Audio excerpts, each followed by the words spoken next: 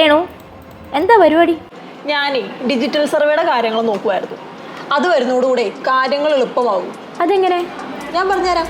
നമ്മുടെ സംസ്ഥാനത്ത് ഇപ്പോൾ റീസർവേ നടപടികൾ നടന്നു വരികയാണ്.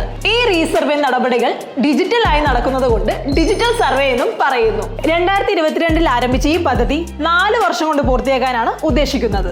ഇതിനു വേണ്ടിയുള്ള സർവേ നടപടികൾ വ്യാപകമാകുകയും പ്രത്യേക ആധുനിക ഉപകരണങ്ങൾ സംഘടിപ്പിക്കുകയും പ്രൈവറ്റ് ഫീൽഡിൽ നിന്നും സർവേസ്മാരെ ഉൾപ്പെടുത്തുന്നതോടും കൂടെ പലയിടത്തും സർവേ പൂർണ്ണമായിട്ടുണ്ട്. എന്നാൽ എല്ലായിടത്തും ആയിട്ടില്ല. 2026 സംസ്ഥാനത്ത് പൂർണ്ണമായും ഇത് നടപ്പാക്കുക.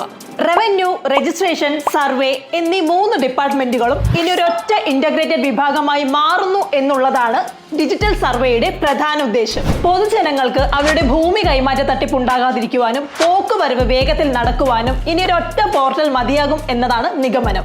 മാത്രമല്ല, അതിർത്തി തർക്കങ്ങൾ പരമാവധി കുറയ്ക്കുവാനും ഭൂമി സംബന്ധിച്ച വിവരങ്ങൾ കൂടുതൽ ലഭിക്കുവാനും സാധിക്കുന്നു. അപ്പോൾ ഇതുപോലുള്ള കൂടുതൽ ഇൻഫോർമേറ്റീവ് വീഡിയോസിനായി ഫോളോ ലാൻസ്.